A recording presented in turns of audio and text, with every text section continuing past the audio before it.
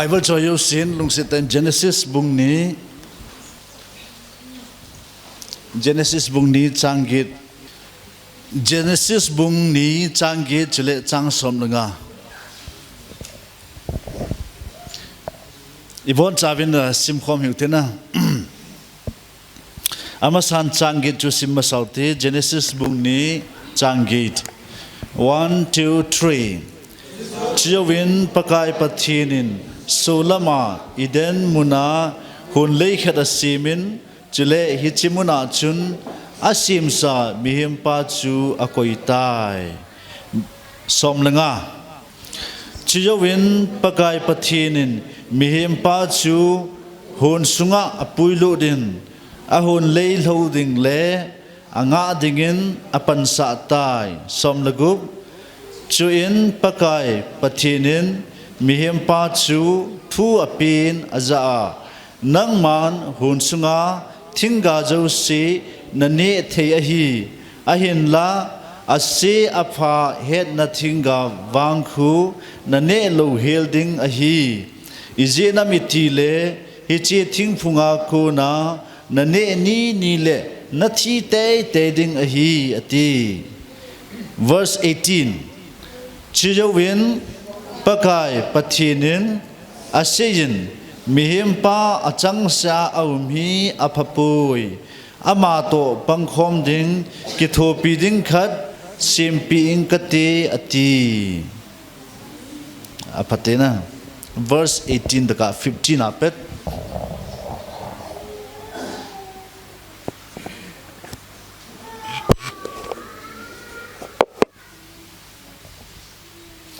Namu thei nau sina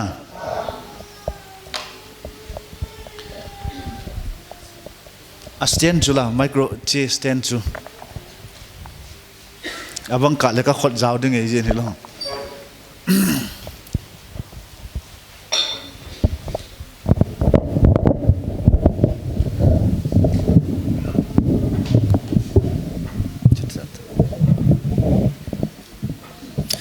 amasapenin Brother Anthony he ajawin Sir Joseph in the Satan Brother Anthony he na heading also Amy te hola denga he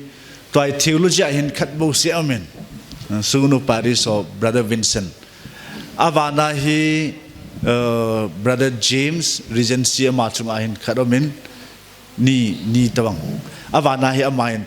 tu chunga chu Dimapura philosophy BN Simchaya Brother Anthony pun kanga sanjo limlima hi sutiung hin na ya chu sunu pari samlo fara chu san pulang go hin chilanga hung hin ya chu e hola hung hin tu na chu te yanga ichi de hi ti chu kana sein kinota akiko jesu na pun kang jon kya men da pun akit fa le kya nantin no ya chu na ho yo se jong taw na na gel do vin lang ama hi ajaba ki se ma mau kot khuwa na cheng hi vin je dingpi border area je sugunu parish e saibol jo pin za de hiana khuchi bana kemdo no ya ho akikum la su le mo khu hi jing hin chule akho yong in atam poin ken ichi akho yong hu in nga in gum khat le le hin dila chu sugunu parish pi ka hi la chu welcome jong hi pora bang ka le ning ki telom ya ka tile tun brother ka rong ki sep do in lo gin cha lo na muna hi brother hung ki sep don pathen mia ko jinai le ke pawamin chule ama jong ain sung bai pasal chang khare hin mi jan nei ta brother ha mi lina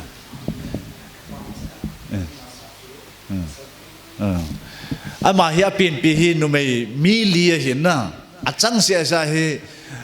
chapa chang khare hin aso pi jo sin jong ngadon na ti anu yo hi ka ki mu pi jo anu yo hi tun jong relief camp amin tuino ma ye chun chule anu yo hi abeding umpun ai acha te nu me yo se jinai tan ye chun ke koi vet de tam tin acha pa ko ma ki fin jo hung kile ta na tin hin la acha pan ti ven kyu ven ya chu brother pa hi apura pon tho hin sugnu parisa konum laya bol dengan no maka student na hin kin kana sol hin kana sol lam jong ka het pun chule ama hi มิกิฟิล์มสิกันได้เยจุนนี่ล้อทูยองตั้มเซโลเยจุนฟอนจงอินวอลกับปุ่นเยจุนทูจุนฟอนอินวอลน์ยาจูปุ่นกังกษัตริย์นี่ตาตินเกยองจูกิป่ามาจิงเงินเยจุนสุติมาฮิเลลำกลางกติเลตาจูลำกลางเอาเงินจอมขจาวเลหินอามาฮีBishop House in appointment and bidding Regency kiti jo kumni hi practical training Paris a dinga hin cheu fale theology a gisim dinga yesun na tamla ban na gel do vinti jo hena yesun te yang ho yong vocation lama pom thovin lang hovung lam kaya ki pensa tauna mang vin lang hilom tilla chu father jilding sister jilding tauna na ki man pi jo tu la ya hovin jo sa koi man tauna mang the vocation na chỉ được ngay, ya chú Sunday xí là nông khom xí là lung xí tan intention khát tao na nên đây chuyện cái chuyện của mình chân chú introduction in tin tuần party ho tuần này party ho ni khôi hiện evolve sao điều con pilot ham confused tan amma sa pen party ho you see happy Father's Day chỉ về cái involve oh party ho cái vật là tu ni hin kia khát hi anh nuôi ngáp bể xe buồn kia khát vang anh mẹ hiu vậy luôn kia khát hi anh nuôi lâu nào sót thì mình lại cái lom tan vậy cho nu tê ho lung xét tan tu nên vang he in sunga na phun hi về viên lang ong pa tê ho nâu si hi viên tê hi cây đi coi se tu ni về in cái pa sa viên na in sunga mẹ tui nó hôn pi viên lang vậy lắm à ho làm hồi dòng lệ lắm nu tê hôn lệ dòng nó hồi ya kiek na thì yong le kol bu payam khat chu at vin lang rom in sunga pa te ho mai chom na simple na mo ki pa na te teng na vol pi vin ti chu ke ri ko se na ne dang in hang san le yong le sno nu te ho tu ni thep cha den nom vin lang lo na kamo a phun se yong he nu te ho he phasa kha ro me hin na ya chu pa te ho ki tim yo lo wa na vo ji na ho yong he na ho mit mo yong tam kha jaw he ye chun ama sahit party ni khoi yai party ho hi tu na kan hil ding hin tin ke ajnei lo hi yong lang kan hil deu nei ong anangai thim vin lang adi lo kan se kha yong le kho na sa hi vin lang ko wanin to ko ta ngal vai hi le bol jai ki bol do ye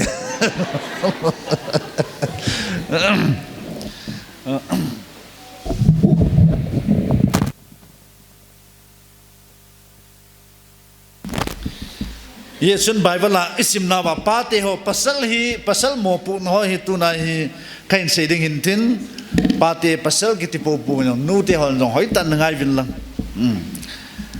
pate ho tu na kan hil no se nu te ho na ki chin vin lang hilom ji nga ki pen san volu le father pa se chun hel lom ta ji nga ki pen na ko na thei ding vin lo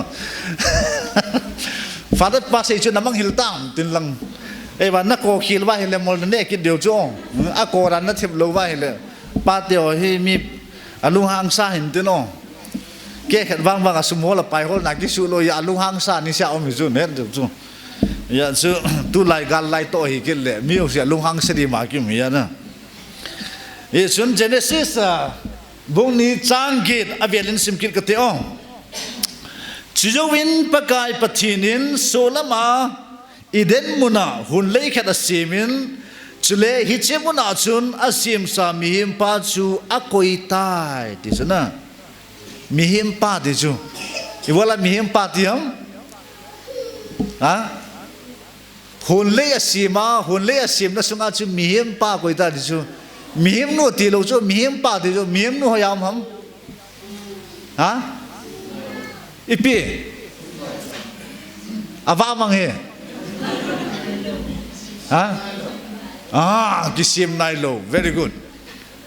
numei kisim nailo chun he no koi kisim ma sa pasal pa sim ma sa na pasal pa gi lo ya chu numei yong an sim lo chu ya chu pakai patinin solama iden munnaหุ่นเล็กแค่ตัดสิมินจุเลฮิจิมุนนาจุนอาศิมซามีหิมปาจูอโกยตายหุ่นเล็กมีหิมปาสิมมาสังอาจูอีพีสิมัมหุ่นเล็กสิมจุลนะมีหิมปาสิมมาสังอาจูหุ่นเล็กสิมมาสังจูฮิจิหุ่นจูมินปีกิติมอีเดนนะอีเดนกิติจูนะ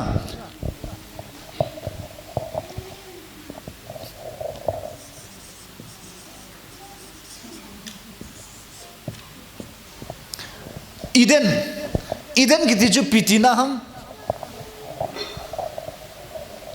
hoi lai mun ham Eden hun chu ha Israel gam ham Israel gam chi yo si Eden hun hoi lam tila chin koi man hi vet to ne na Judaism ma tam ta chi chu lai lo ma Eden hun hi sim ma se jo Eden hun ni hi chi Eden hun hi pitina ham Eden hun ni tu na hi Bible scholar jo sin Bible theme mo yo sin Eden hun hi hoi lai ham ta hi a hol ba amun hi amu jo lo chu amun ta ve hi ke kharen Iraq Mesopotamia kitina Iraq sunghin de te ba hoi lai mun jaram ti ju ki hello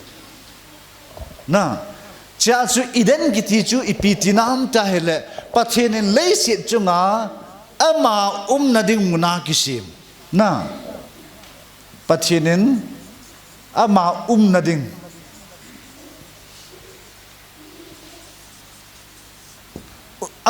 nading muna agisim na te chu sa pawa God's presence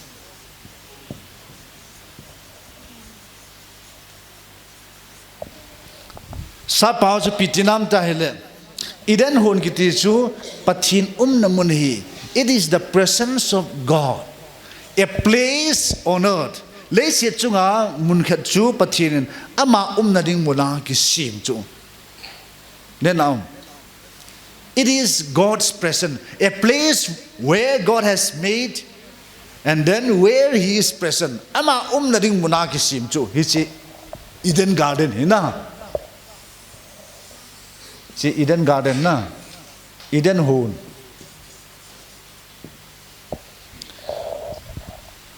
to chu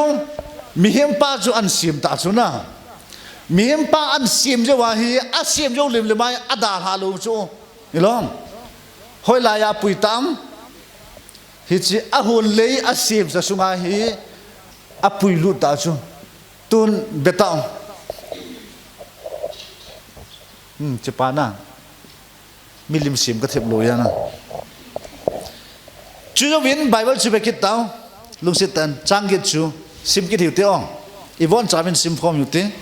1 2 3 chu jo win pakai pathinin solama Eden munna hun lei khat asimin chule hi chemuna chun asim sa mihim pa chu akoi tai de chu akoi lu de ti chu na chi mihim pa chu Eden hun sunga akoi lu ta chu hoi lai koi lu dang Eden hun ki ti chu pitinang ama namun ama chen namun hi chi Eden hun na cha chu ama pa chu apui lu ta chu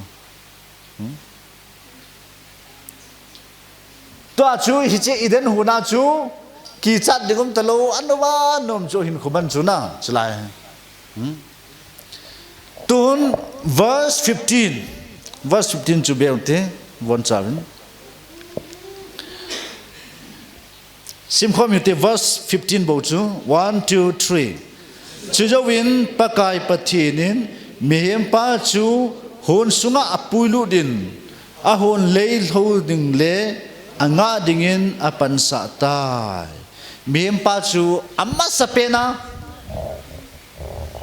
hi amma sapena hon le ya apuilu ta chu apuilu di chu ama lamuna chun apuilu masapenen hi chi apuilu jawa chu atto de ho chu api chu na a bolding le atto de nga api masat pen chu piam verse 15 na chu ha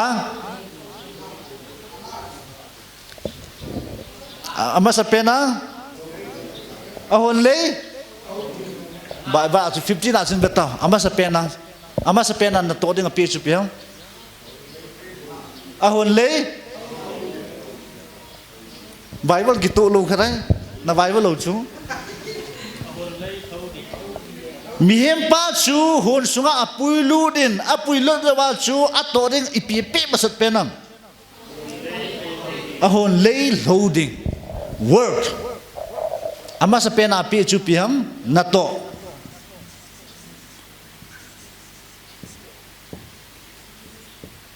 sapa work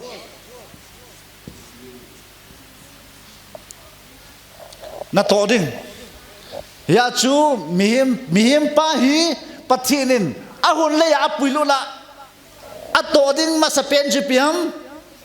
na to ding tuti ya chu mihim pasal ki simna ni chum chu ne na pasal hoi bela seno atha hat be to avantha ilom masal no me on song adop tholo e wa ka pasal on top thosula aneu cha ho sim lo wa lien ho ka tina no me ke khada hat ta yong me aji pa na zo lo yom na chu ilom ni khan ni nu pakadi kidal hon anu hi leading to nas apau chu nyam zakhat e wa lung kho ki kho sai wanga anu ham do la thip le ya chu ni khat ne chu ba ki voi jangon ta chu ani sha hi apau win anu hi pum kya ki cha chu anu hang san ta be sa na no me hang san jo hi akoma ki chi lu chu ai chu ui pi yong ang so lai hu anu akoma ki chi lu chu hang san ve sai lo ma in pet khan de ki tai lo ya chui che nu pa yong hi pi tam tai la ji nu hi hang san ve sa na aji pan pum kya ki chan ele ain sa pa hi za cha ve se ta chu ni khet ne ain sa pa hin akimu pya hele bai as nanu win na bol chu mel si ve se pasal dingin hat mel ve se khat be ve chu botangu ati la khat pan iti ka vo lo mo ke sanga mi hat jo i pi ti hat de ong pasal nei long ang pe da hele e yong pe ngi ta hen di chu ang ha ma hele piam na de hu dang ki bo de chu tin lang peng le jin hoi lang an ju lu ngam de ma ti ele khat pa yo hi ki lung ngam sa ta ni khat hi aji nong long ha nang peng ta piam na de hu dang ki bo dang atila ain aji nun mun thien ki la do va mun the va si the tu khan ki la do chu khat pa jam khulai dunga su dal tu dal kilen ta su alas ta jam ne hello va in sunga hung nong jam lu aji nu chu thau thime ya chu na in sunga jam lu chu he aki khol da lu no ya chiu ta ki khol ta chu cha chu anu la lu thei lo no ya chu ne na anu yong lu hang be hong va dang tu na me kha lo ta na me kha dang di ta chu ele khat pan pi se tam ka in sung ka de na kom thei anti ain sung julai lo ma ade de nam thei julana ya chu na to ding a pi ama sa pe na pathinin pasalo asim jawa ato ding a pi chu na to work no me oyo se no nga oyo na khet de chu pasal na tong nom lo to na ki chen thei lo pasal chu thasi thei lo ding a hi ahi chu pathin asim lo na pen chu number 1 na to ding a hi cha chu amasal hat atha hat di chu ilong tu no me la pasal jo kidem le lo khot bun kidel lo pasal tam jo na jo ri chu no me ke khat bang chu le pathin asim khil atha jo na chu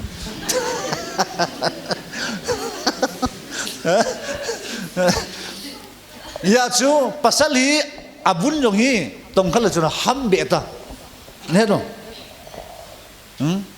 ham be ta nu me hi askin khu tong khala chu pi tiang ha so be ta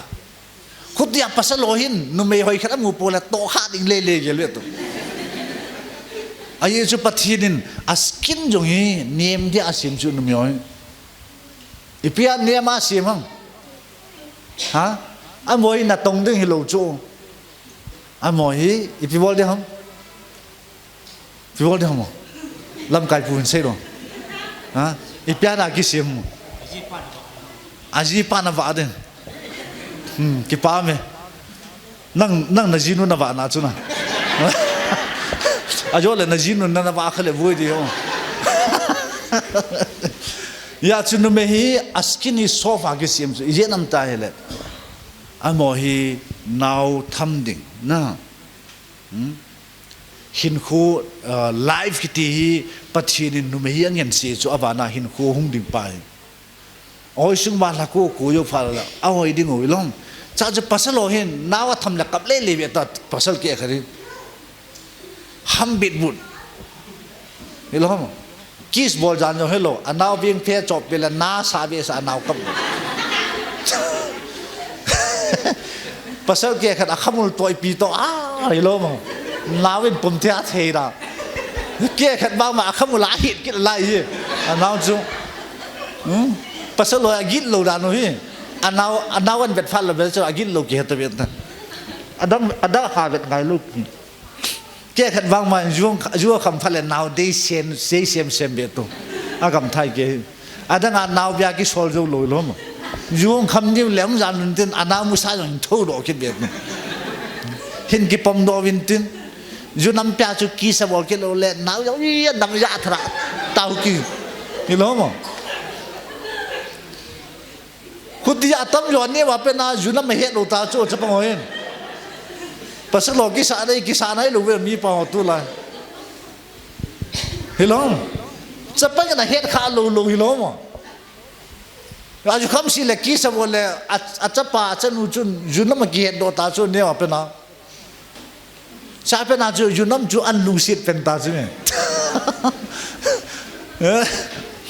ya chu ju da kham pha lo pa te ho thip chana na ki mudde lo mo jui kham pha le inam sit ja chu ke khat ijinu i thei num lo ne na khutia na jinu yong na lup pi no me to ju na kham ni pha ro le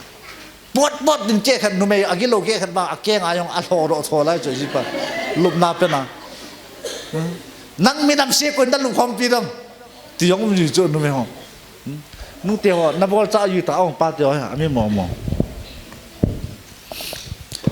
ja chung ato ding pasal pa agi sim lo na masat pen chu number 1 apiam na to ding na to na cha te na ji te na sim ding hi na va ding hi yenge nu mai phata na ki mana to ho mo lawang chu very good na wang phai na ji no na to ta lo wa hi le nang ju ting kem le wa na to ngai ta chu na ki ha bo ngai ta ya chu na to ding pasal na tong nom lo ki ti chul jinei ha hen ka ti chu ke jinei da hen a ye chu na to lo wa le na in chen na sim do lo ding cha nan ne ya he na cha te chu ku na sim ding ku na wa ding sa nei ki ti hi a wa khe dia a sim hi a chu mi chu ne na tu ta chu ke jinei dim pum kya ka ki chan ilong ava pa chu le somehow ilong na ke to te ane kham chu ki mun me ta asim pa chu ha chi chu ilong e ho ke the on father ten school ki bola ilong mo college ki na e wang o fala concession na ki khai khan ke the hi lo wang le no atam wen le kha sim do hi to ke yong ke the ke ya father ten in a sim ya le kha ka sim do hi la brother pa yong ke in a sim makin brother pa yong kana sim ki hilong tu ti ya ke thi hi na hi wang o pha chme tu ti lo la tam jo yo pi bo dam tu nai education na hi in ko ki share was ja jo ke thi chon chin ke thi ho bungin yom na yo sima institution ki ran chu bia ki jam mi le kha sim do lo wa hele ki wa na yom ha ya chu Tun Father Peter te khu khu beza vajang na vajang te khu ne de ngo chu chila chu vajang apena sugunu Saint Joseph School khu ni thumlam hi chu gari lunglo gari nok tang leinai kumni kum thumdam lai bo chu dingpi bo da ha sat dan chu hinglep sanga kam tho yo chu cha chu pi de tam ta hele ha sat dan chu khwa pe na chu school hung kayo Saint Joseph suguna chu boardinga Father KC George senior priest retired ta chu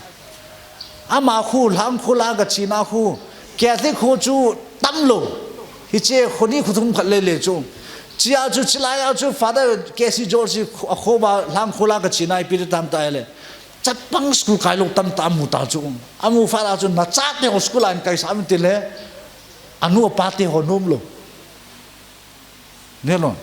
acha te school kai na chu anu le pa te ho nom lo anu te le pa te a zol kit acha te school kai na ringa ke khat nom lo a yesu chilaya chu pi tam ta le kun tam te chu mi tam te chu na to nu mi chu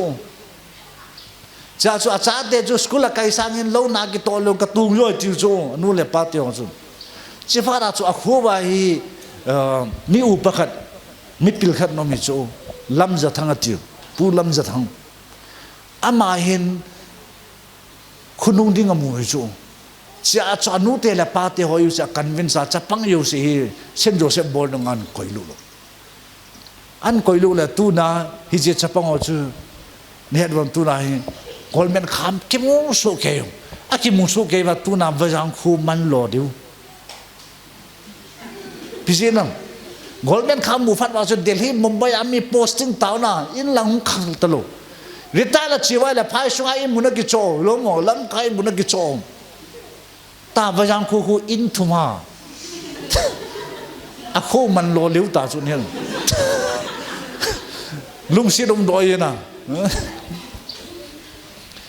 ka sei nom chu piam ta hele na to na pa ti ho yu si chun number 1 na mi pa ka hi na chu na tong ding ka hi ava ding ka hi pui loi la pai hi lo mo tournament la po ki sei mo mi tam tam lai hi lo mo tournament ki bol le hapta ni lang pi hu u pa ho ama sa pen na to wi ve to in langa ji cha don lu ve ai lo mo hapta khan hapta ni lang pi chu bacha bol lu pya chu che mi ki che mi dul ken kwa ve cho loi khu ki jep le ka thang nung chu hapta ni sunga chu na na to le pi makhan na ki bol ori chu lai lo nang dingan tu mong to lu pya khwa chun ke khat loi mo ka pang ke den ke thopin den a team ke khat jo chiel leader ka pang ke den an jo la fa ke petang te ki lo mo mi keng pe nga mi til ki ni a ma keng pe di bo chu mo chu ya chu pasal ho number 1 a pathin na hin sim lo now chu number 1 na tong dinga na hin sim mo ti na ki het ding na keng yong na ten nga yong gap na khol yong gap chahi na na to wa na ji na cha na va dum na na to nong lo wa hele thik chara na kem do ji nei yong na gut lo do nu me koi ma yong na disturb lo do ke khat pasal ke khat en pi de tam ta le to a ji nu le cha te wan va yong ngab lo a va ra yo hol ve ki di a van va na hol ve ki di lo mo mun jo sha mu ji tu a mu ji do xiang ke mun chom chang ke za cha kit nai lo ye gam thai ke yase na tong ni ngai ikisim hin ka ji ka cha te ka na ta ku nai ka ji ka cha ka va ding hi ka sim ding hi chu number 1 number 2 avana piham pathin na pe ato ding ha verse 15 na chu ha anga ding na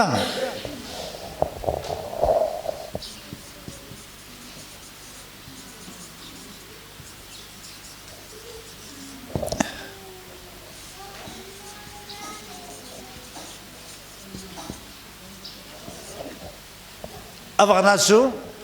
ahon leisu angading pa chu hichi hun le ngading pa chu apan na pot kum le ipiti tan ta hon chu pen thilagu ri chu lai lo mo chia chu angading chu ahon le hi tun mi pate ho yo si na hon le hoi lai ham hichi Eden Garden chu hoi lai ham ha ipi na in sungo na family chu na holinga na hun le yo hi ne na family na jina chate wo na chi na hun le yo hi hi chu na hon ipi na lo de hom ha na nga dingo phata na nga dingo tu da mi pa tam zon ken ka hun le ka king ajo ti si na khot tung te hoi tan ka ajo ti si ha na ajo hi na cái jilam salam cái gì đó jilam salam cái gì hụp bia mà hết không à ipi cái tin nào nút theo hết không cái hết lô cho pi tin nào để mà cái hết đàn số jilam salam cái gì không apao hả pan này đâu na hết pa adang là alam cái gì hụp pi tin nào mộ na mộ mà ông độ na làm phải làm cái việc na pan này đâu ok cái palm này cái hiện đại là sự jilam salam cái tiêu khu apa bên ruộng đó na lo mà cái nông thôn nào anu ở tôn bẹ cha tây ở sân bẹ ya thế chui lo mà bát bùm làm một số chung thế này chứ khu jilam salam cái hiện đại nó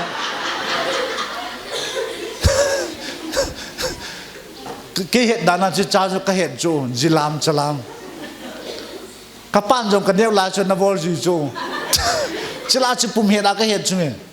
experience ta feel là cái đó luôn giá na feel là cái đó luôn giá cho cái hiện chỗ jilam salam họ làm mang chú chỉ chú âm đinh sang mang chú cái kinh chấp bồi lắm mà ba tiêu vậy cái đó hệ là anh về gì anh lúc hăng thi thì dùng cái mùi này luôn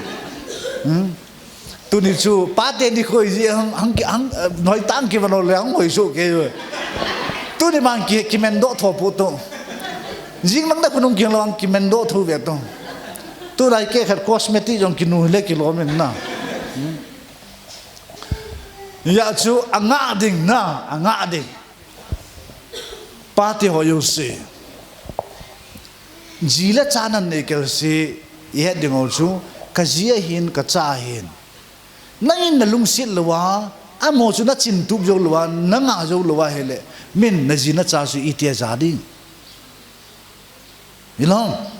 anh ấy sẽ năng là gì nó vô vô gì ngay hele năng gì chú cũng nó giá đi nãy sao pan hít chú nó hít cái đây đi lôi ông là gì pan pi lôi đam cứ chỉ dùng all về hiểu không à chân nó cái gu mà ngay rồi pi xây đam chỉ dùng khăm khu ít tiền là cái giá đi nên sung chú cũng nó giá đi mi pachin na ya judol na wahin ko thieng na man hoita na ma hele ko ham nain sung ja lo din na ji jong min jan tin na cha jong min na ja ne he acha the ki chem na the pu ai so pa hu mi ching he elong he a phat sa ju kham pa ju ko na ji cha ja din a ji cha ki hilo an he go jong koi ma ja lo di so a cha sen kia oi noi chao na ki pe pi do khula ya chế bao giờ cái thời dùng là bí sĩ điểm, khu chỉ không bao giờ hết điểm, hiểu không? Nói chả nã cho chân kia mình là giả luôn điểm. Ya chú, anh ngã đi ngã chú, bắt thiên nát xì mồ hi, anh ngã đi cái hi thì nó lung sung mà nó cái chân. Cái gì cái trái, cái man cái gì cái đây ta cái này này, hiểu không? Nó đây ta là nó không? Ba thế ho. Ta cái gì nó hi cái đây tập bơi thì ta khốt tung đi không?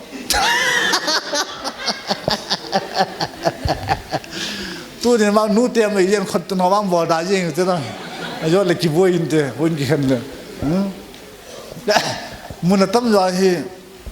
marriage phải là thứ đó cái này rồi phải xin lỗi. Ba thì họ yêu gì? Tôi đi in, bắt thiên khát về tôi chance nên biểu hành lăng năng. Tôi nói nó mấy nó đây bên nó cái lần theo chứ có bé đừng này về thì hắn lăng hele tu nên ta là gì đâu leng cái gì nó khát tung bin cái gì lo coi man tung lo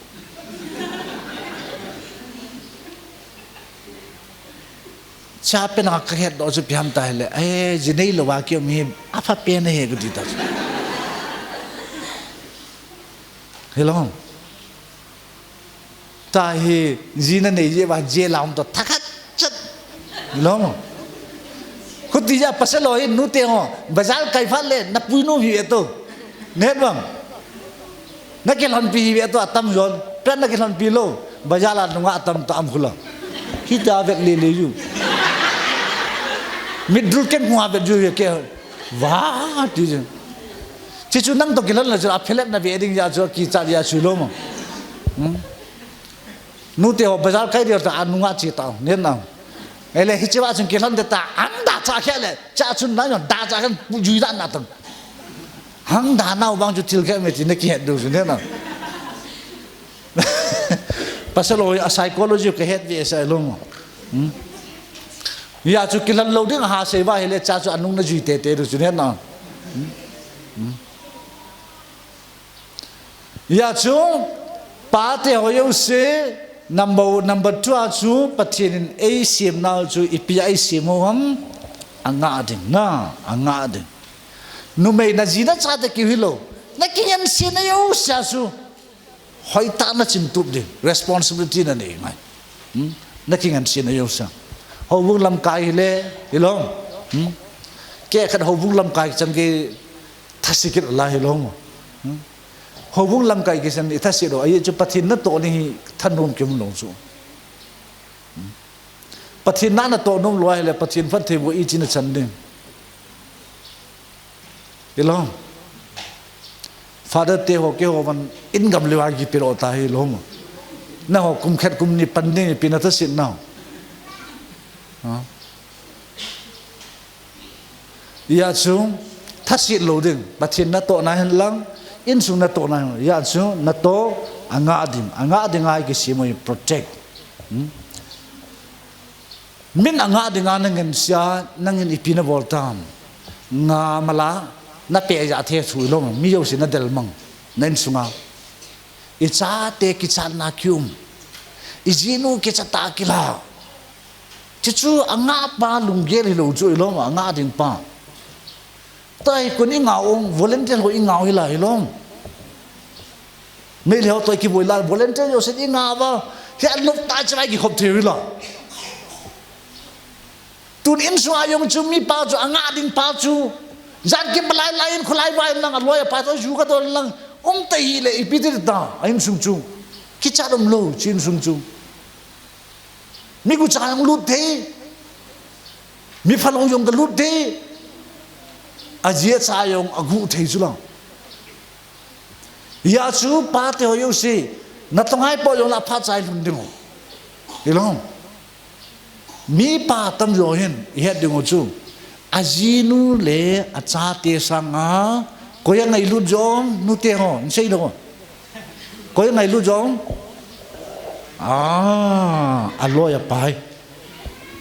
pa te ho lấy xét cho ngay isu hiền liền pe no hi izi cha sanga iloi le pai ngai lu de chu lấy xét cho ngay ka ki chat pen chu loi le pai tam nei ka ki chat pen father te yo se jo kalung se joi ba avo na he ka loi ka pa ka sim lo chu ka loi le ka pa ka ki sim mini bo chu khari nagaland no father khat ma khat he kerala ho ta Nepal ato amoy best friend ka hiu ipia mini le ka lanam ada ho chu ka vet da ka ti lo bu chu hoi ta ka lim bola ka lung se da ka ki thupia ba chu loi le pai mo ma chu ka sim lo chu ipiji na loi le pai I huwa hi le china ding van ding tamine hi number 1 loi le pai na pati ho chi hoi ta na ki ngai ding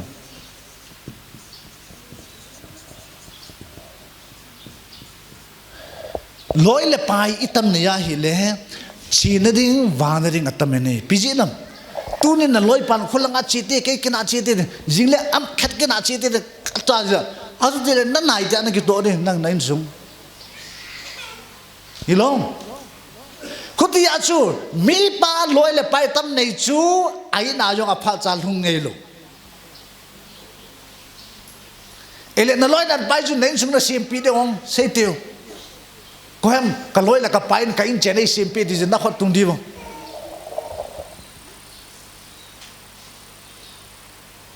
atam lo na sim pi ve do im cha yong na ge pi do nen sum chu na ji do luhan yong so bai tin na ti atil sin fang kila lai me to ala se na loi pa na jinu na vet dal lo sa di loi phalo ya chu loi le pai tam nei loading loi le pai chu tam nei loading tham tam khát bầu này đinh ni là thum khát này đinh ấy bằng hi xin ni là thum mau chu mi cái ta hi đinh nang na support thế nang encourage na bol thế na in chen sim na cái thu pi thế mi đinh chỉ ta bằng mi hiểm chu na mo hay là chu lai hi tao lôi là phải ba te ho yo si nu te ho ba te ho hin nan hiền lai va chu pi sei bang ha nang vô cả lung si đến chỉ là nang mù lovin cái hình thi bùi mình ấy khét cha yong nang cầm mù lova hi lệ cái hình thi bùi tiêu rồi lố mà đi nam không ra gì tao tôi này hoàn xây tháo đâu rồi à cắm trăng mà chỉ ra xì lố mà nang hồ yêu si lung hồ là chui lông là lung si để bao giờ nang tây lô lấy xịt trong à hồi miss world bùi yong lần cả lung na chim buồn tiệt tiệt nang bầu chu Miss Universe na ko yo chu phan jo siêu nang na piu chu na kilung sit lai wa chu lo dating cheating chance moving ki te ho yong bazar kai khom ni te abo na thadom so ke yo vi phone call ki ho jong le video call tu lai lo chu mang sa na lung sit ba chu tu na na ki chen ju bai iti chen nom khom pi bam ni khet sun ni lung kai itu pi disi na khot tung di ba nu teo ni lung ken itu pi khai disi na khot tung bu pasal lo hi mi du da lo ngan jang bu chu ke yang ki pena hi a ji yang tho lo ngan jang bu chu a jo yo pi 17 lo mo anu nga nu chu a jo na te te ni chu jan 17 Himalaya nang lung sen na jalan Himalaya kel di yong kanga vet vi tu ayo yo pi akal tau lagi sam ngam be ta Himalaya mol cho kel na na ngai to akal na ban mi tam da thi cho akal la wa chung thung lo ba khawa ki khai dan mountaineering 2021 na chu Nepal la ka chi chu la gimne jo chi Himalaya kai ho khu a chung lung ho mei ta lo chu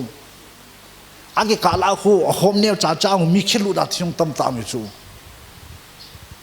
gima gimne hi chu pa te ho yo sin nu te ho pa te ho yo sin tu na he ding ho chu piam loi le pa hi long set da tu na na ki kang se mai chu atam yo na loi le na pa ju na dol khom pi ve tu ju jong pu do ve tu you chu fiat na khalai ji wa chu ai japan ngai lu ngong na ti deu you chu na don don ba he le pi ti re ala su le i do na he le pi da i mi jong senin tin i long yo hong pun tin liver cirrhosis itin ne ma sat pen chu ele hospital anam phal le hi che juana va pa chu na loi mi thu mo chu amo chun beja nong vil vin tang hospital line sai tiu beja mo mong nang vil vin tang atam pe na khat be nang vil le ve ta nangai lu di ni ve nang vil ba chu sun ne lu ma na to pi ta la ki sam gam be ta hilom nu te ho pasal ka gol ngai pe ne na ti pa jo sun ni luma na to pi da lagi sam bam be to iti jan to dam atam pe na pung kharam pung niam na to pi win tin ki che de to khet be na be chai bai le ka tho ka chai ta tu nang nong vet ta lagi sam bam be to i pi ham i vol jo pha la ki nong vet lo pi ham ha i vol jo pha la ki nong vet lo hả nghe không nó thả vô vào khu cái phần nào một tạc agan nung vét vét nó hoạt tung đi vào ai nung vét nằm khao không ai thả na ông lộc vì luôn nó lối nó ngay trên bao giờ khét bến năng vét ông kia nung thả tôi lúc bây giờ năng chỉ quay đây ta đồ ra luôn nó kia nào ta nó lôi là bài năng ngày trong chú chỗ chú bầu chú min nó vô lù chú mẹ chỉ đi ngà hospital lung ta khét bề bầu sẽ năng vẹt và sum ra cái đâm khả năng liền hạ về bài ít cái mù tù lôi là nó đâm tù sẽ chú hiểu mà câu nung bên dâu lù mê thì ni ti ngày ông nó lối bằng ngày ta xuân chuan xây xuống nát thi chân kia nó lối ngày ta xuân nó đào hạ có hem nó đào hạ lô xây tiền nó đào hạ lô có hem nó gì nó trả tiền hiểu không nó gì nó trả tiền luôn nó thi chân kia hospital là bedding chụp có hem nó lối nó là bao ta à phát dâu xin nó phải dàn kim balai chú nó đoan piao chơi luôn piao chơi nó gì nó trả tiền chứ mẹ ấy là ibola cho nó ngày lụt thấy luôn ibola ni không ni khát dòng nông vòng pi thấy luôn ba tiêu thay bên kia tao tu nín mi kinh ngol bol sa đi tao iloi le pai kinh ngol bol sa đâu đi chứ mi dâu bulong bol chứ nó cái copy ấy na in chen sim đấy ngang cái thô tiền nang mà khăn tông na hồ bang chu hồi tan ven lăng cái tông cho bang chu lôi le pai june nộp sa rồi lệ gol nộp na lôi le pai sim mo chu choi lấy xịt trong anh cái cang sim mà sắp bên này june đồn không pi bên tin nằm mà chi thế này nằm mà chi lấy pi thế hả na jina chate chu pi thế na jinu chu pi so tan tam na chiu le hả ipi mei thai na cha te la lam kai pu sakha na thi phal hing nai lo chula e ba ju ho e lo le drugs on ne ya na ma chi ta chula na ji na khang tha lai chula cosmetic hoi ta ki no le khang tha ki lai di chula na thi je wa chu pi de tang na thi je wa chu na ji nu ki nu a sa ta hang ki nong asai le pitita pasal ho nanungan juita hilong nang la thita nalagawin la mugi egu na jinu jolde dating ang chikil lai na jinu pate ho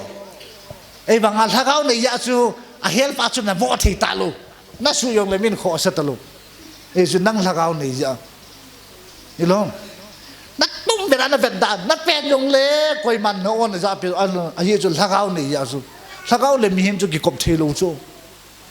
hiểu không thila ho ipute pa to thila to na ki bop thei chu lai lo ma sai bol jo pya e ho kya se o khat thangin ki te khat ama chu thila to na ki kop ji chu ne ron thila to ki kop ji chu ama ina se a story se chu ju ka don babua hele hin thela gon yung hol ole le ti chu ju kam kan mai ju ka don luwa hele imatilo ju ka don babua le amo kam thila ha la mi amang namang ha chu gam ba ju ka don babua thila ning pui do ti chu yeng pui fa la hui ko nge nang bet oi ko cha cho kan lo hin ka pot do lam jong he ju bo bet ka don khom pio hin ei pui jo ven a kho ba ka chin a ga mo so no dan di chu la anu be se yengin chizon piritam ka kibop bin lakal hanilang ka kibop join ala sahin nume kherito ki chening ei volta beti chu thila nu nga khat ai dan te mang chu ei banga agi chen ni ngai pi ditam khat pa hi ming ta sa ya chu khat nui lakaw ya chu khat te hoin nang na thi te te nga ya tiu chu i chinu to na ki chen ni ngai le na thi lo wa hele na ki chen thei lo re ti ta chu che pha la chu khat pa ya hang kin go a thi ding chu ki ri chu ei le a mon aga ba pi jo he jan kho ba ke ya ke ba pe jing ka lang pung thung mai ang tha ang nong tha yu chu ei le ama pa hin ka pot ro kau chu minute som khat le len ka ge le chu anop dan chu na minute som ei wang ain ku te ho la khu mi tha pa gam la na va ba ho lo chu ke ei le ong nong tha va lo le khu pa mang tha yo khu pa mang tha ba hi pi tiam ta le khoi ka he ju he ri chu yeng tha win na ai vào ô lo đến khô can hiện chỉ chun khăng khăng chỉ chun ina không kile ju ti chu alas na hi amo na chi te te a pha lam tim ta ve jo ka thi da ring chu american cho a fix down na che ba sa jo khat pa a chi te te ngai ta chu hi cha wa chu le ke yong kang ki lo tai ti chu chi alas tai nung tha vi win ka ho in mai ba amo ho in hu mul chu ngam chu ho in o hin na mul chu ngai ho in ke sa chu hi cha ho in mai lang mai thing fu ga men tin cha chu hi chi a huin mai ba ang thao cha ang tha ba hi chi ikada thing fuai ki ngai jo a tham lo ya chu ho het fel ful lo ya chu nang nong phal unconscious ta ma khu ong tha yu chu e cha chu am khat ba hin thing fuai ki ngai puma chu huin mai lang kho ve da hi le cross a khu va ka mu di chu pa kai su va ka mu di chu he chu kamu chu va chu em se jeng an rup dan chu thila khwa ka cha an rup chu ima chai pui ti ka he ro tai china ki pan sa chu ka hup dinin hoin ma chun taw na ka mangin pakai long se tan nei hu do te te ta chu taw na man chu china ki pan chu yu dol lo ju don ning ki cha yu ka don po pola morning kai lo le le ti chu cha chu china pa chu rosary na rosary taw na nei anh sung mà chú du ngô, à thì đinh phát rồi kí cha đó, chỉ phát ra chú tu này chân gai hi du tao khá lo, du tao khá đến bom kia kí cha, khát ba hi du edik ta chú, ai mà chỉ ai kí cha hi tu này chân gai hi,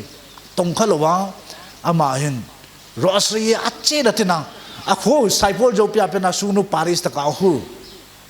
kia ngan rồi ya rosary à về về làm gì rồi, ai chú rosary sẽ nôm ya chú.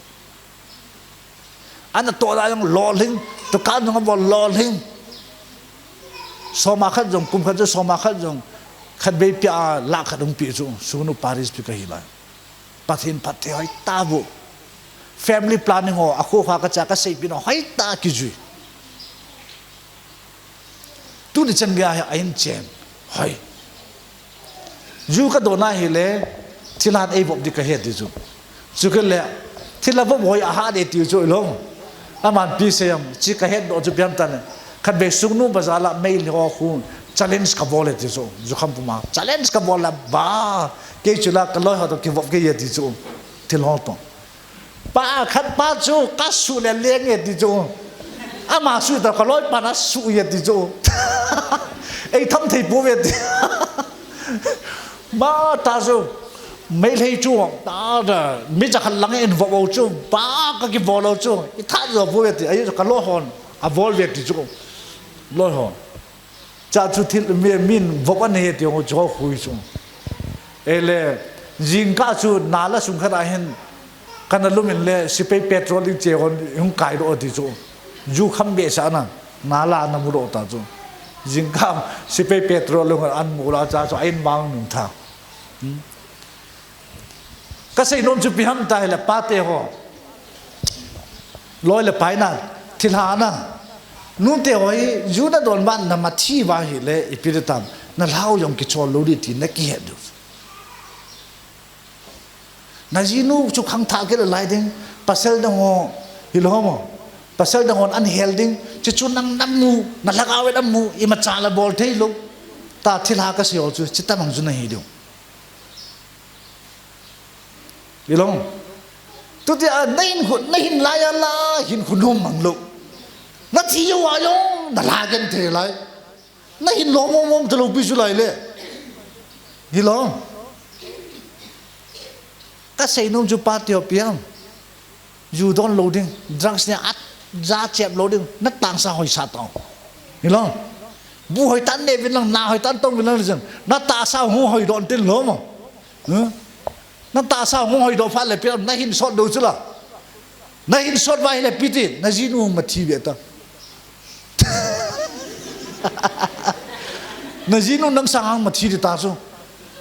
hàng mà thi lại biết đi second chance này chứ là chỗ là mình hiểu thu xe cái này là ta cái hết này là suy là pasal cái hết nó bây giờ nó tìm được cái gì mà hết rồi na ji nu chung ana lung hei lo pe na ki lung sit lai ba nan te lo ti na lung sit pi nu si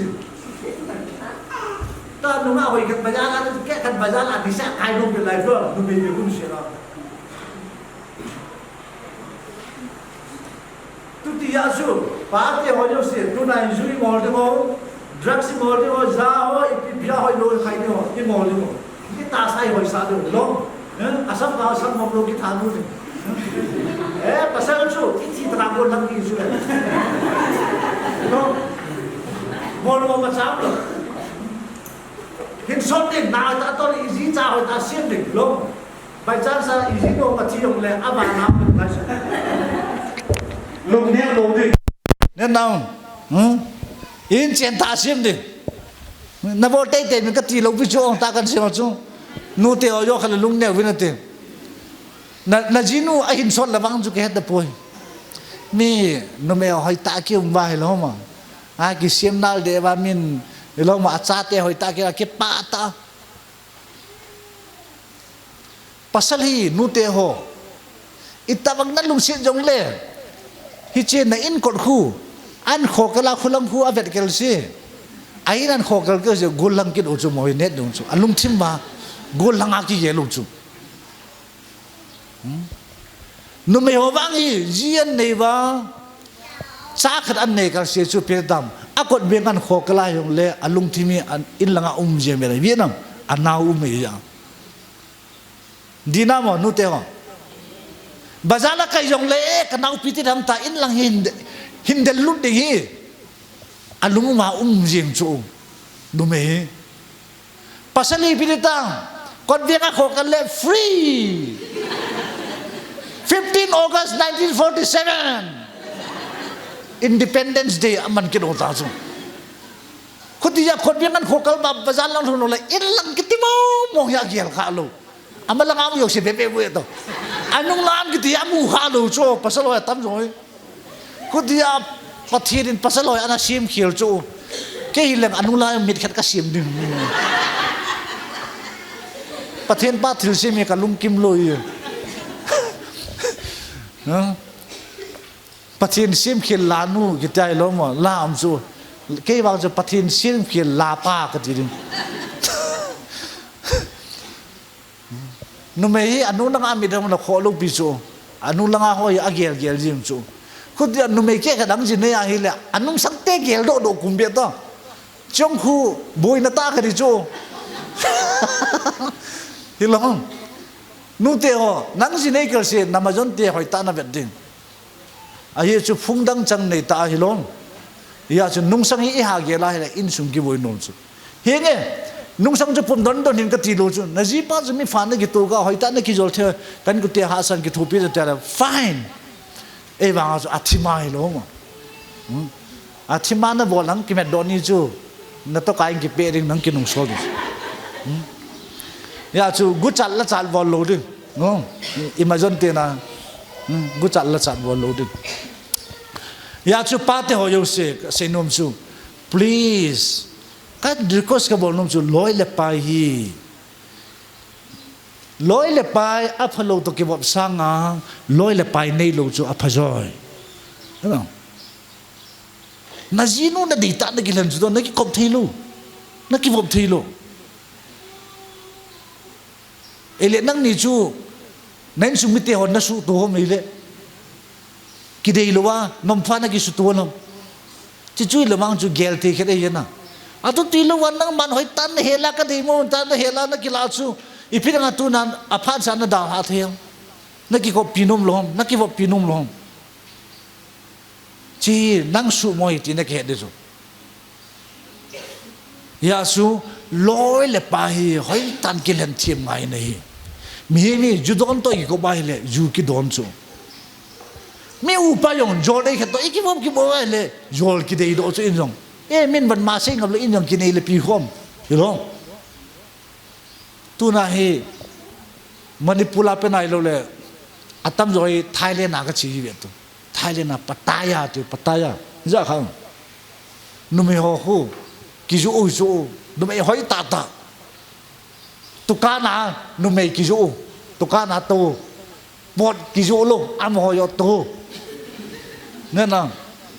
bai kini ki avin tin lo mo ado the yo se cheng min tin lo cha su za ki sem min tin cha hu ba western countries or india mi tam ta chiu chu ne no khat bia su mang tai thu to restaurant khara bu ka ne khom la aloi pa to ng da aloi pa phata ju thailand ho ka to ki cheng chu pataya thu se ten bu henu kalung don dan e ho la yong pataya chi mium chu me ticket ki ka nu bây giờ nó để cái chỗ thế nó cái lần thứ em lấy hỏi ông chị tê việc tôi tâm rồi không tí lá chú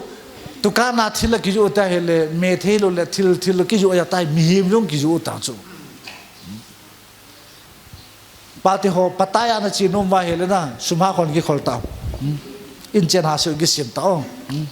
ai lá chỉ yêu sĩ chú khu vực lúc đấy cái tin này lâu chưa nhất điều chú ya chú lối lệ bài siêu sĩ lối lệ bài không kịp bận hi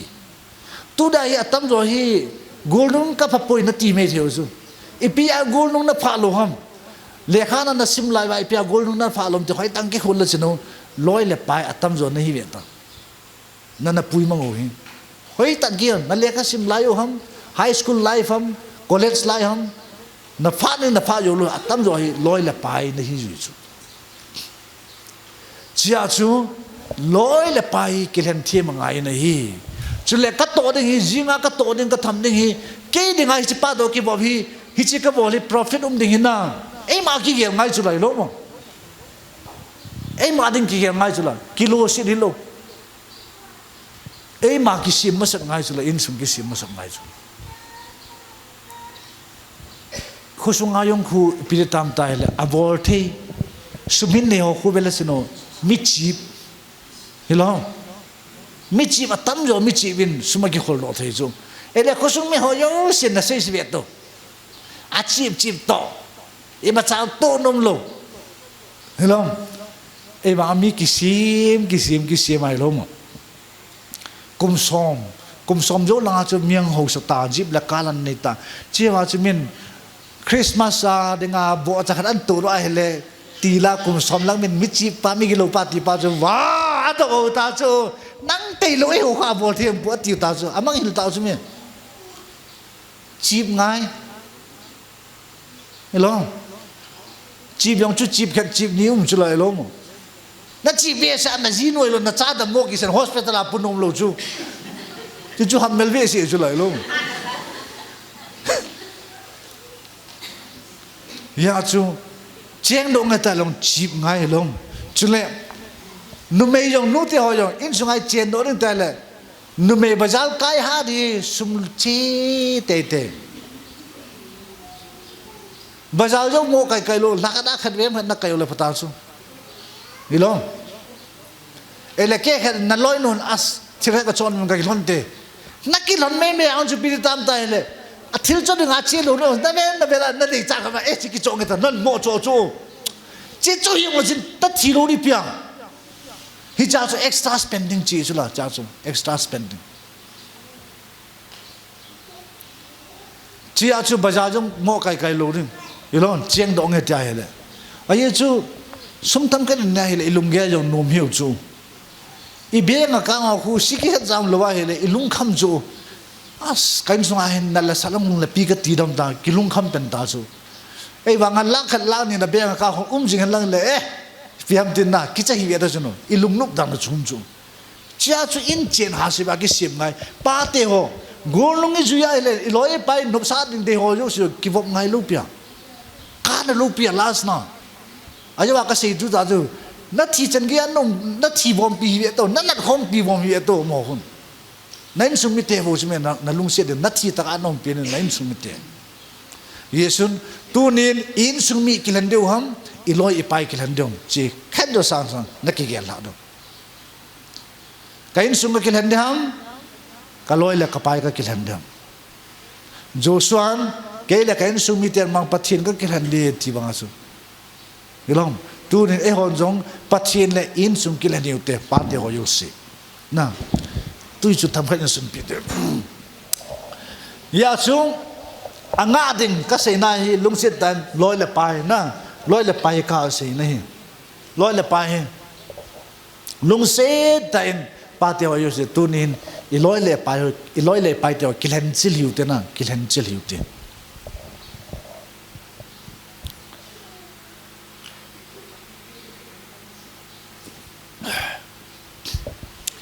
number 3 biama thumna in Bethel Genesis chapter 2 verse 15 ahun le ato ding chule anga ding abana chupiang ahun le lo ding le anga dingin apan sa tai verse 16 sibiute chu in pakai pathinin miem pa chu thu apin aza nang man hon sunga thinga jo si nane theiding a hi a hin la asi afai he na thinga wang khu nane lo hil ding a hi izena mitile hi chi thing funga ko na nane ni le na thi te te ding a hi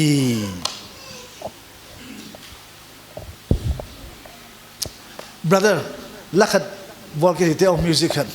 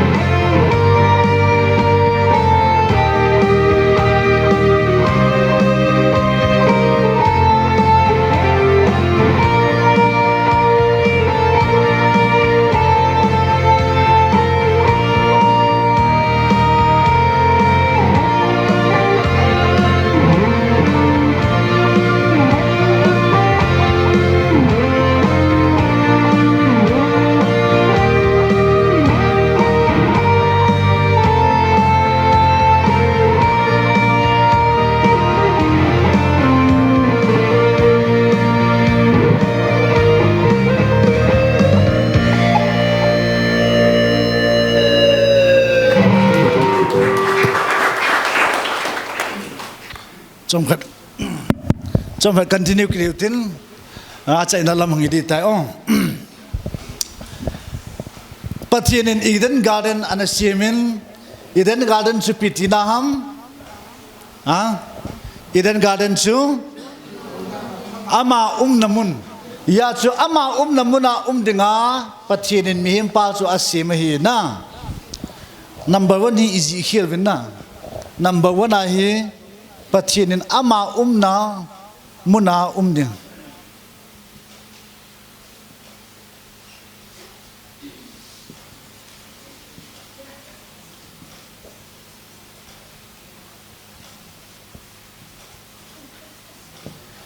Pathian in mihim pa chu number 1 asim na chu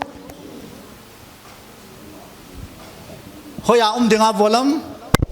ama namuna dinga asim hi na number 1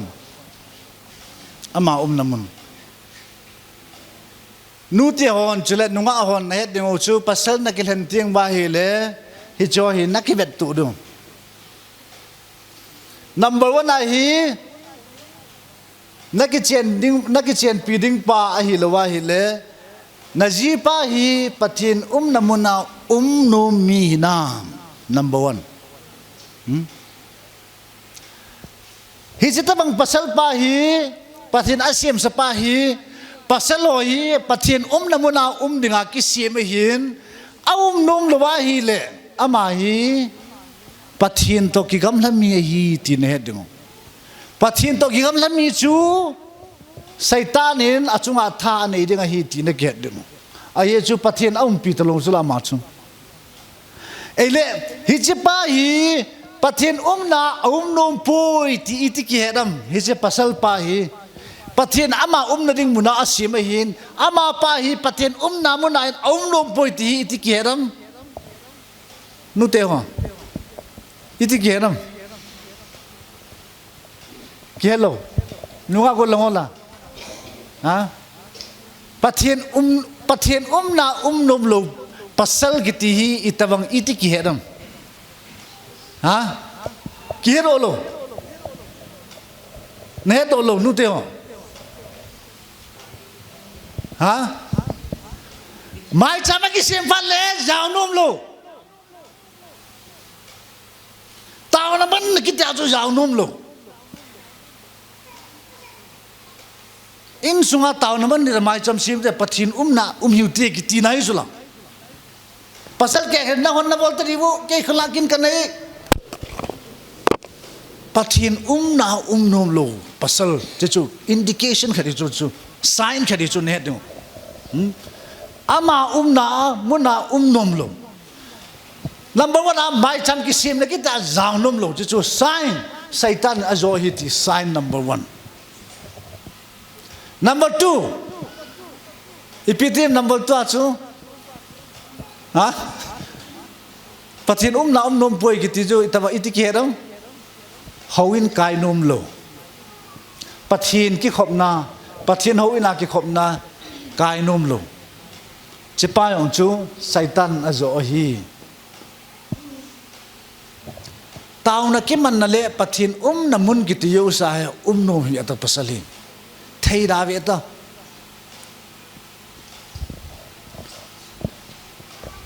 pate ho jidon masanga taw na ka mangi decision na ko tung di ba jidon kun juang ki sun ha jo akhona he lam kai punang taw apa cha chule thagaw the pakai ka jidon me phat thei bu te te athing lo yu sin la don lang chika don ba ko na tha le chunga pana ka jinu ka bo na the ding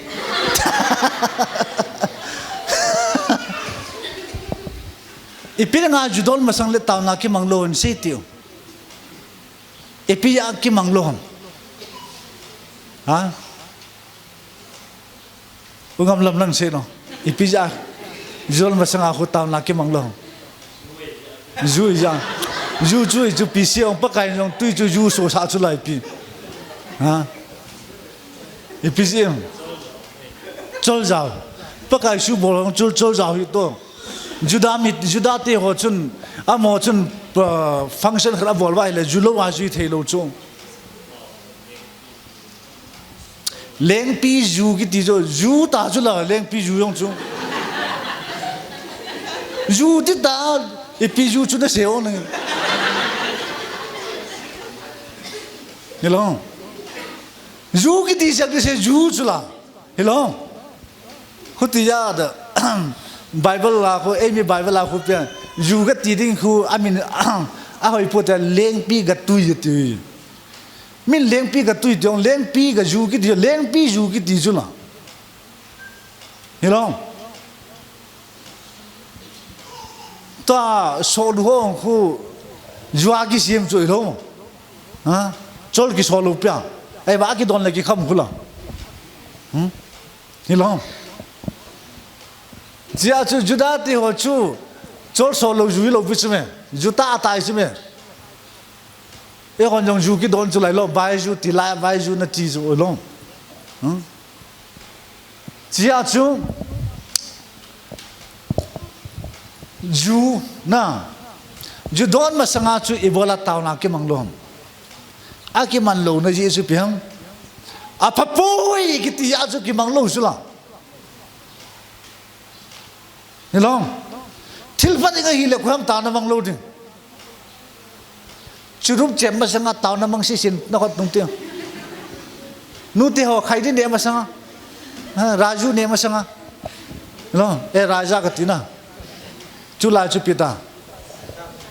Shikar lang. Adang la piam lam kaipu.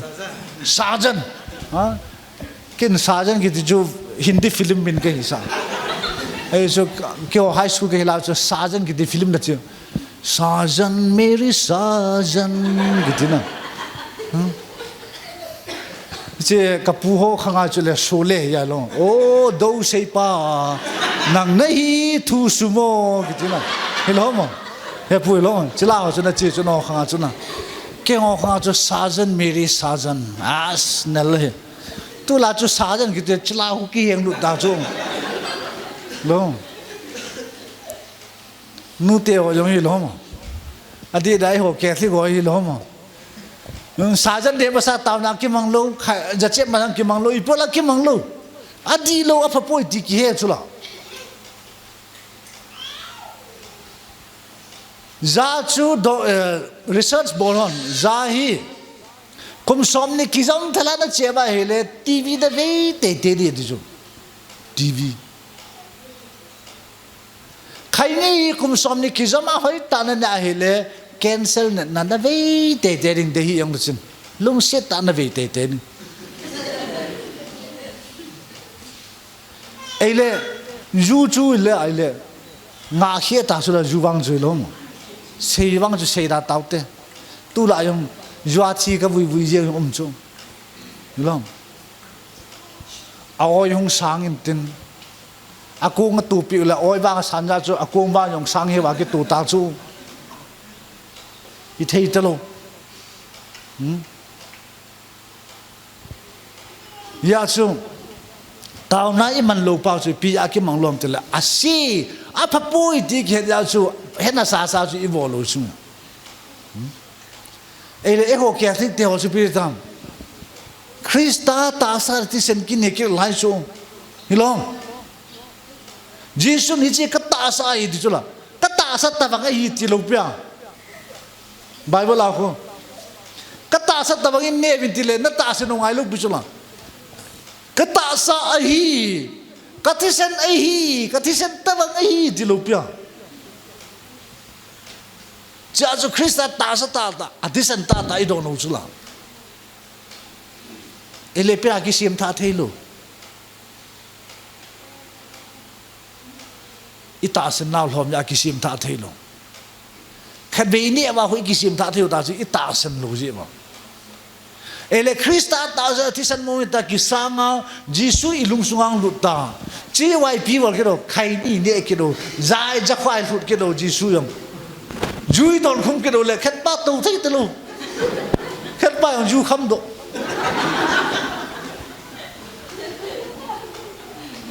hello mo ko dia Jisu hi ilung sung ba cham khat jang minute kha jo thei lo chu ja khu to khai ni tui to ju to o koi khwa khu to dan ding hoi langa Jisu bol nau yong hi lomo I tha num leu do chu mi pha ga hi le so lai bon bai thi do ta chu ke Jisu I bol lan khat chang nang hoi ye tum ya chu ama namuna dinga ai se moi pasal ho yo se ne naum ama na dinga ama namuna dinga ai se mo hi number 1 number 2 na tong dinga ai se mo hi number 3 anga ding le aching dinga ai se mo to protect number 4 ipiam alina chu ha tai sim do tau chu lang alina chu piam Number 60, verse 16. Genesis 2, verse 16. Simkhom ke diute. 1, 2, 3. Pakai patienin miem pa su thu apin aza. Nang mahun sunga tingga jose na ne the hi. Ahin la asile afa het the na ding wangku na ne lo hil ding ahi. Izena mitile hiche ting funga ko na da ne ni le na chi te ding a hi ati chiba hi piam pathian mihem pa bol ding a de piam ha ne lo ding pathian in athu pe ju hichin na bowling hichin na ball loading hichin na ne ding hichin ya chu mihem pa hi pathian in athu hi ju he na ti ju kathun nungin na ti ju nên nào pathian pan athu ju viding a hi nume ho pe lo pe ju pasal ho pe ju ama thu hi mihem pa pe hin ipia lo de hang hi che pathian thu hi chia pa poi ti a head khending pathian lung thim a head dim hi chu ama athu hi pathian thu hi agisana ipia bodam azi acha ahil ding hi hilom pathian thu ama sapena chu e hoi pi u pathian athu hi ni loading bol loading hi che pa e hoi pi chu e hon izi cha hi I lo ngai chu tu na hi izi cha e hon ki hil talowa ipina tam izi cha ten e hoi I lo mai cham boarding kitila koi ma sapena nute ho ko mai cham boarding kitila ma sapena nute ke khat nute ho lam kai ta mai cham sim ninga bible jong cha te hon sim ta mi pamomong lam kai ta lo pathian thu ki hil na hi pa te ho na ho hi alam kai ding nei pasal lam kai ta lawa numei lam kai ta mai cham sem ni kitil nu te ho jon pa te ko ta nu te ho jon alam kai ta hilom cha chu pathian thu yo hi numei ho lam kai ta ya chu pa te ho I duty ti na khet do mai cham sem hoin kai pathian thu hil kiti in sunga hi na ho ke na hi ti na khet dum ya chu pathian ali ve nai pi chu pathian athu needing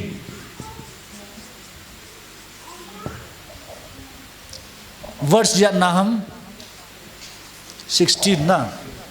verse 16 ya su pa te ho yo se pathian thu ina ho na ki be ma sang chu numei ki pe lo bi chu numei ki pe na ki he lo bi chu na ho na ki pe ma sai na hon in sunga nu le cha te ho na hon na hil ding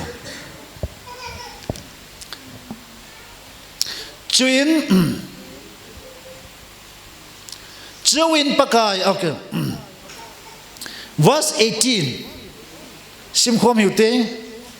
verse 18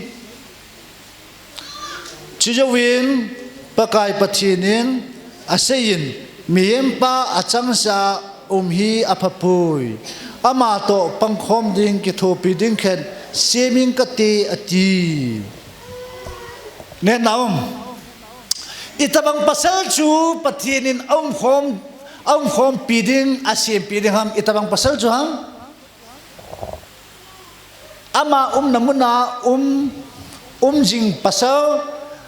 na tong jing pasal pon mit pon thole na tong jing pasal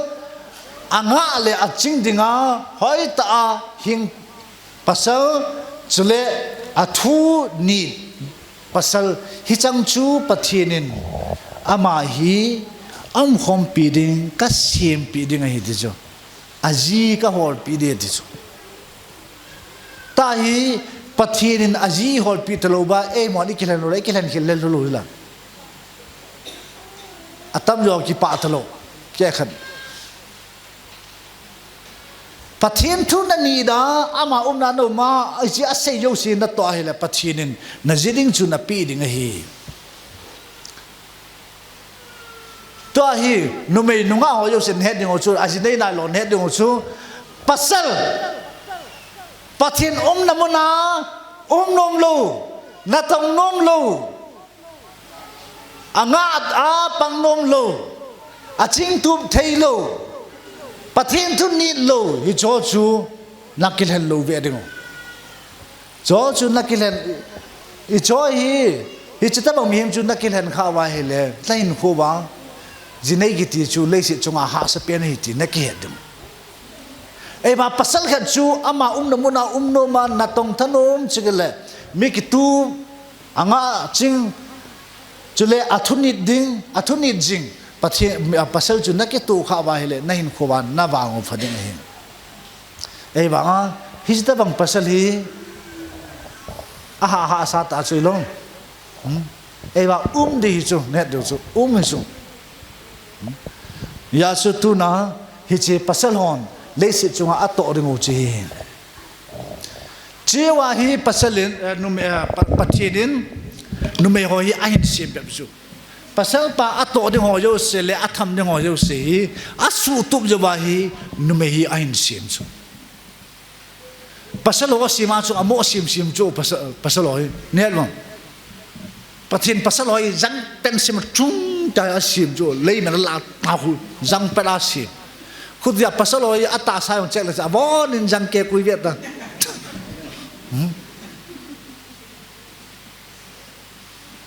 chia chu pathinin mihim pa sim jo ba ye pathini ki si ta chu mihim te sim jo ba na chifa da pasal hoi a sim ya bera hele a pasal pa a thu nung talo chifa da chu avana in sim chu ko ham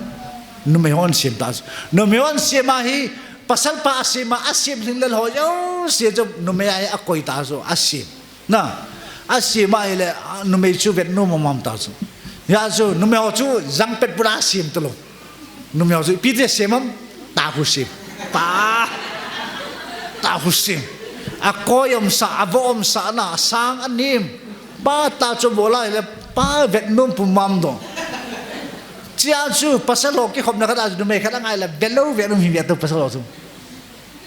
ami do chu tolken kung ve ta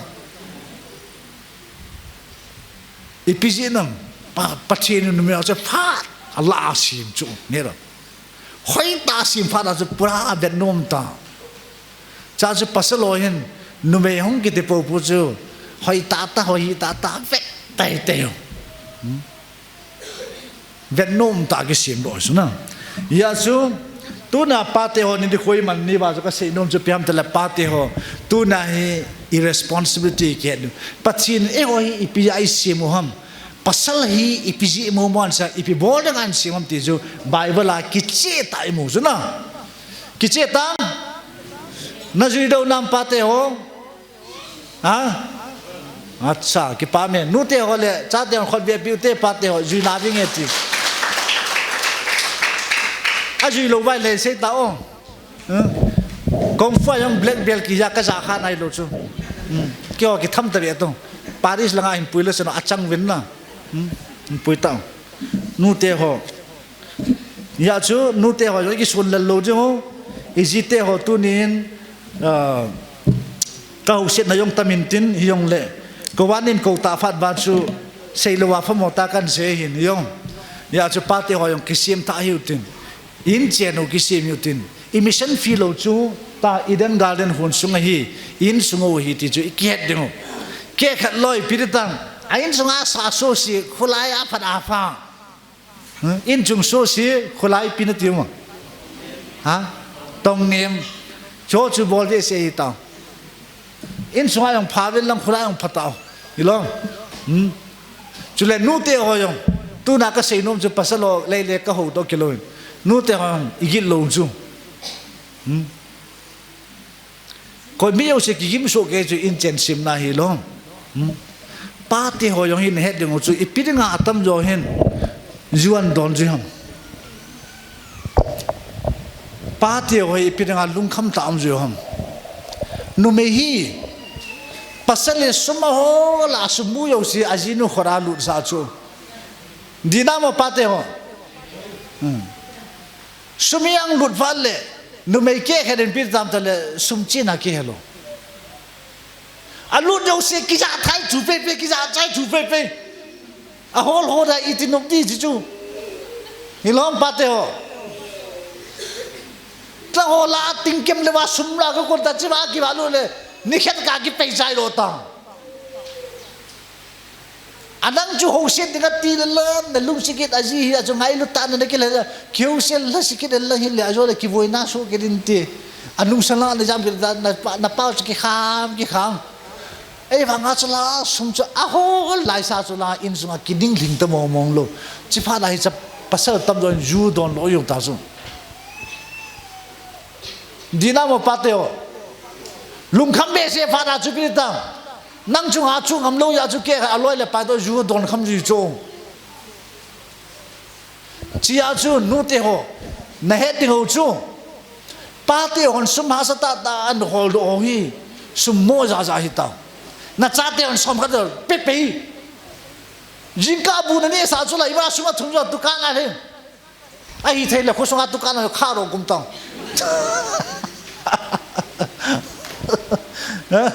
chapang tam ta gil lo na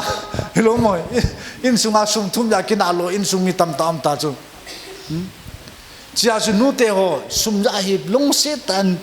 ki tu win ka ti chu ke khan nu me ke kha chu a khoda hi het lu dai le a ching kip ta za chu gel le som kha chu som ye su thei chu ke kha chu tu na hol tu da ki chai pe chita nong chun in chen idi ki sip di kapinu ne dong kapu jinu aji yangum lo sim da ka jong man le ki thong energy sound tam tam buhon pasman mudi le tukan khadaran ni chu as kan nu yan dan chu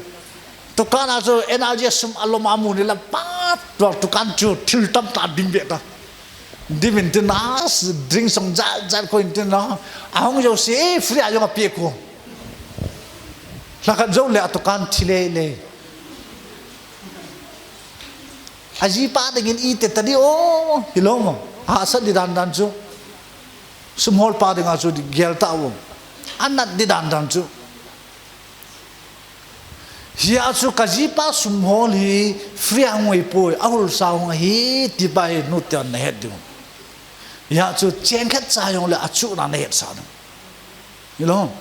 na ji pa he lovin sum jong jang hi taw jang mang hi taw lung se tain ki ho to del men lang icha ipai ja de ham na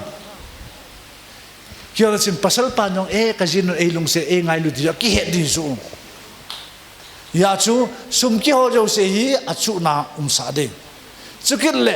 no te ho hin phun siet bo lo ding no me phun si to pasal khom nom lo ve sun het dong chu la luin he do su da ka pi le na phun sen ka dal ha le nei gi moi hello di lo ha pa te ho di lo no me phun si ko ba koi nom jo hello no me ya phun si be se pasal hi sunayo na tonga chi gimi cho anglun fal le azinu ki pa the mo mong lu chi kun nong bo pinom de on ho chu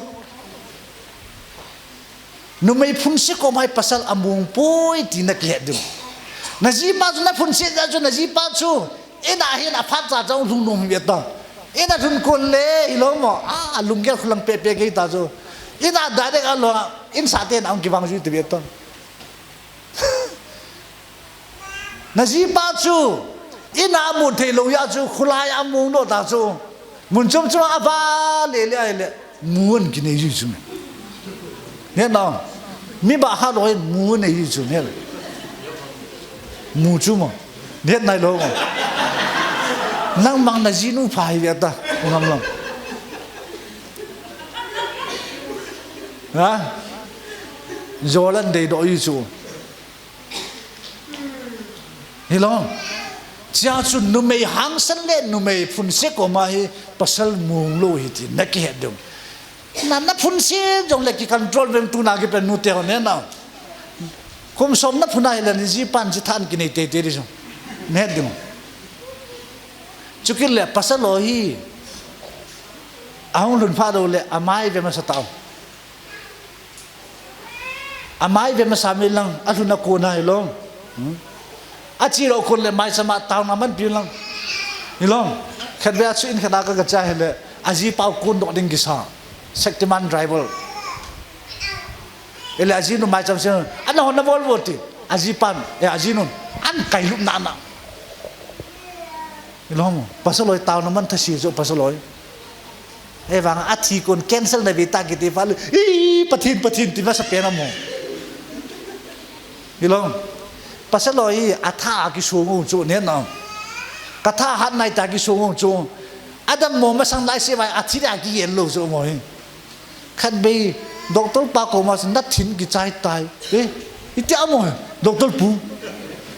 tu na ki pena ajino inang no chu mai cham si ni te ivola na ki ma pet lo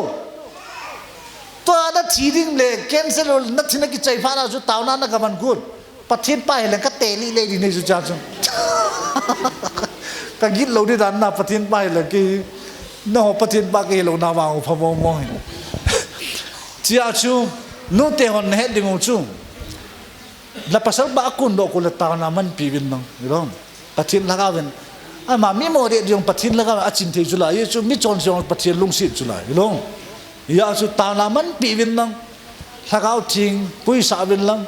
ang lun taka ang lun na yung le ta na man pi bin nang hilong ta na man pi la sino alu yung ki khel te ta e ho ke thik du me ket ne rom aji pa jungol ve ele aji pa I ta na man mang ki doi ta lo I pi bul bang ki doi ta lo ang lun si le aji no bo le si fa da chu khan nuin pi bol ta ama hon dun tum le hin rosri taw na ne je khub dina rosri taw na ne ya hele aji bang lo na bo din ti le taw na ma ya cha bo thi te lo na ju kham in jong taw na ma ho het chu nu te ne ba ju kham on jong taw na ma ho het chu me cha chu khat ba hin tau hin khen a taw na man chai ang nga hin khen bo din ti le khen nu ngatamong mong lo ngatamong mong ita ta las la khat balum nan ki mud do jita hiti aso ka bol alas nan phan so ta jo kajipan ei don da poiti cho abo to lo ele olo la ji pa jong kasino ang sila ta na man ja ki phalam ata hi kisim tha lo cho jipan ne na chho ta bang hi trick nei bol ngai su na hon na ji pa jo kham na ki da pi ring le yelo ma na ki na pi ba le ki sim tha nan tam pa te ho na ji no nang lun si le na ki na pi le na ki sim tha na di wai na ki sim tha di wai ha lam kai pu na ki sim tha le ta bang su na ki lam to jing le kiang si che ne na cha chu lung han ja chu solution lo chu ne na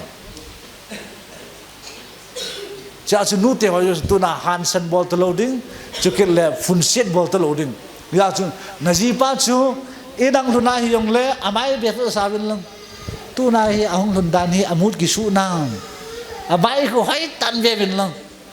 hilong ai amai ko ki su pui ajing thimi na ta hi le ipin nu mai ke kan jong ngol dan chu hilong hoi la ba ko nei tui hun fa dam a go ni ko la ye ta tôi cũng phát không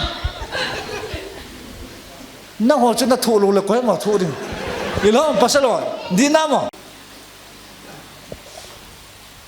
itamang pasal chumi mo yong le hoi tan na ji chula lam tu vil nai long amai na bet fa ro le chun na het do ta chula akipa poi tu ni a business bo na hi a sumbol pai hol na hi a phalu kan tu hin ti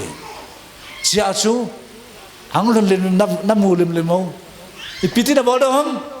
piti na welcome de hom nu te ho heo ti tao na kilung set lai ba chu heo ki chen ju ba piti ta ngam cha thang pa ngày na moi ki ko da dong chu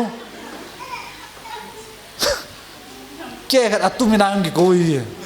ngam thai do vin aki lung sit lo ding pira ki cheng nei bang iki ko da no yo ngai ta mo mo lo chu lo mo chia chu amai le bet fa ne do cha chu pi dan he o ei mi nu pi ka na aji pa lung sit be ra he o au ti as dal mo mo au te ka ja no da au ti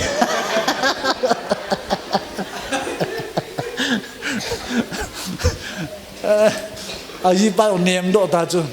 nia chu alung hang e amut akisu poi nativa amai le bedai mimi amaya ki e chu amut akisu poi ti ne vai le ipina bodon ama sa pena chu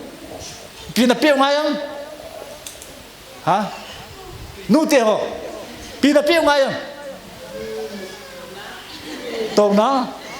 pe ma sang vai pina pe ngayang tui yang chu tui dap ayu chu asai wa chu na adap pe ngai chu ai the levan ice cream na ko ba ice cream chu ice cream ne sa la chu hung dap dei ta ta hung dap phal asang hung ye wa chu na hung dap vin chu phal le he o tel na se yang se avol de ve do chu kim long de nau pun ka so bo te chi thau thu du chu pasal le aki gi lo sa wan nu mei thu bo chu mi kam nem nu mei kam nem chu pasal chu la ya ki pe le chu ne men pasal hi alu chang e chu bible le lo mo nu mei hi angong e ti chu pe le ngong e na lu chang pe le chu ne ngong yang lu chang ki pe thei lo pya ke khaden pir tam ta le chi pa hi ajinu hi te ve ta lo ma ajinu ki ngo chu ajinu na pe le ya chu a ki pe ba chu na ya chu adap na cool down boling chi fa la hai ta na hu pin ya chu kam nem on nem ai pasal ki zo pen ovole fun set le na hansen ja pasal ki zo ung e poiti na ki do nu te ho ya chu izite oi lung si diutin erong bu wol pi hutin apun so pi hutin hoi tan jan leo pasalin numen hoi ta an jana hele kajin e lung si ta kila hi chu dinamo pasalo izinun buin thu pia hoi ta in lim bola hiloma isepa hoi tan bola hele pasalo in kajinun e lung si de ta kila su nakama I love you ti ngai lo bi chu pasalo kam changa I love you chungai lo sepa hoi ta na bol pya le pasol e kajin e lu si re ti no me ho wang chu sepa ka bol I love you la kaji pa e lu si ti to kutia pasalo na jinu ni khada ni baby I love you baby ti tao sap kang te hui to honey di chu honey ta ko chu aji te ho e ho pa khuju ka khoi ju lo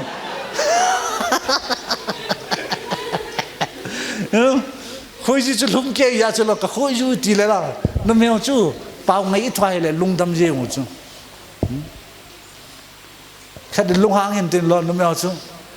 no me ai bot don atai le piam ipie se na ho chi do hin ti na chu pasalon no me pau ki he thi lo chu no me hong lu hana ina pen padon ka vet nom poi atai le pi tina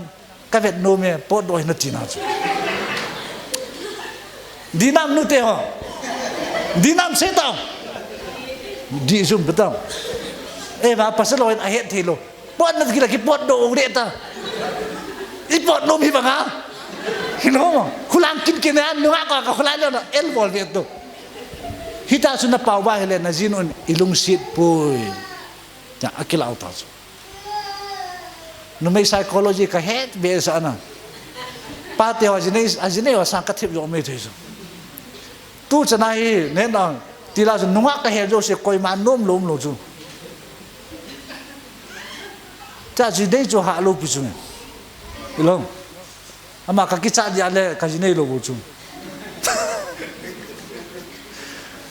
ya chi pa te ho na ji no bin po den chin ti le chi ro hi tao chin no chu nu me hi ang lu ha na pe ra pa le ko ti la ju lung kham ni tao na lung kham lo du e van nu me chu a lung ha na sang pen chu ang lu ang ba be se ba la chun ipirit tao ha nu me hi a lung ha na lin pe na hi iti umam ner kham lam kai phunang ha cái hết thầy cuồng nó mới hi alung han nang sana so ta hi na ho hi nanangai vai bang last na hi nó mới ho hin che pa bang hi ai thầy ta poi tai le lu hang thầy thip chadum te to silence nó mới hi thi vào ngam kel si thip chadang ma na sei yo si lut talo thip chadang ma nan le don but talo lu hang ta lo thip chat am ka si pasalo na ke chi theo ngai chi asang pen da chu nu me hoi ang lu han be se le ang san mal be sa le thip ta be ang thi bai le alung sunga thil chum ta chu ne na thil chum du chi piam ka nung sunga ka kile de ham atu ti lo wa hele jol ka de ya jol ka sa ya lo mi chum da ki chen nam ti lung ge lam ti na chu ahan san lai se ba hi naki khel thei ka adam ta hang ho chu eba nam ki khel thei ta lo ba thibya na sai yo se thibya om kel se chu na ho naki gel pha lo ngai ta chu cha chu ki gel la thei le lo chu na jinu naman sa de ti na ge do cha hi no me hi a psychology hi a pau za to a hin na no hi pasala ta pum kya gi hi ju ne du ya su nume hon pot do na tiwa hele attention ngai cha do ju pot hi in ka ko ma umin tin ai su alung han ba hong le na alung han be se ba hong le e lung hang hi tin na chom phat koi le sino tip de be to chom phat a ki pan na chon na chum min tin na chom phat yo le tip de be to chi phat le chu alung dam ta chu chi phat le ki pot dam pot na ti ra ta na pot ai le ni la le na du na ne ki nó một dòng cái số thì biết ta, giờ sự nó mới ho bao giờ đã này hết thêm hay sao? I hate you, at the way là piti nào, I love you thì nào sao biết được, pot in thì là pot in thì nào sao, biết không? Giờ sự nó mới ho attention ngay cha rồi ở coma, na zino na data na cái thằng trong phát ông pi ju viên lòng phát đi luôn. Khulai bo ba bai ta phat on na ne la khulai le ba na loi le na paisa na ji de na sa ngai lu la pi ta na cha te ni ho ki che pi ta khat be be hello volleyball na be pi bam football na pe khom pi bam la na sa khom pi ball ji ta na cha te na bang hili be to e hon I cha te le easy te chunga phat su lu di phat su lu da ki ngai to lo chu I loi le pai khom le ki jun ju ji chu khoi lo ta a phalo ta na jina cha na ngai lut ba hele pa te ho na thinung chem gya na cha te nen gel do dingo na mol sung yong ki fut dingo na mol sung ba chu piang ki ji dang ngai lu di pi ki ta ha mil ni lo hello ha kamil thelo na hepa na ki ji beta ipi ab kizi ham chichu mo so jo ko na fu ham ha ko na fu piang na cha te chulo ipi ji nam na cha te na ngai lut ja chu na cha te nang na thinu na ngai lut na bet sa na na mo so nga fu pi su me ele nang in na cha te ju tu na ngai lut lo pha na pe lo le kha na sim sa lo wa le na cha te na mo so phun nan tan hi che padu da lu mul song ki fu wa pi khoi hilom thing cross na thina thing cross na ki fu pi chu kum nga yo le mu din tin na han mul jong chu han po la ho bu myon su thieng in tin chom kha yo le pi ti dam na han nong ki het lo bong te u cha ten ai tha hum ni hilom na loi na pai na ngai lu ron lai pi na bol pi i ba cha na bol pi ta na bol song fu di vet to ya chu i cha te easy te bo chu alas na hi ei ngai lu ta ta chu easy te i cha te ti hoi ta na ki mer chi lo pa te ye chun sao ta kan satan ye chun nu le pa te nu te ho ding jong tham ka satan ye chun pa te ho tu na hi patchinin e ho hi in sim now hi ipidanga in sim pasalo hi che ikimel chi do akhat na ama na muna dingai simu hi number 2 na tong dinga ai simu hi number 3 anga ding le aching dinga ai simu hi number 4 athu nit dinga ai simu hi changi na bol lo ba he le na hin khoba ki pa na ki ti lumun na ki ti na nei lo do hi pa te ye chun ke se no mi chen hin tin pathin na bon cha bin pathin na bu bin tin tu na pa te ho kan hil na mang hil lovin ching jing hiu tin in sunga yo remind ki bol hiu tin nu ten jong chun alas na music hadong ki che hon gatin brother pa to na chu achai na hi time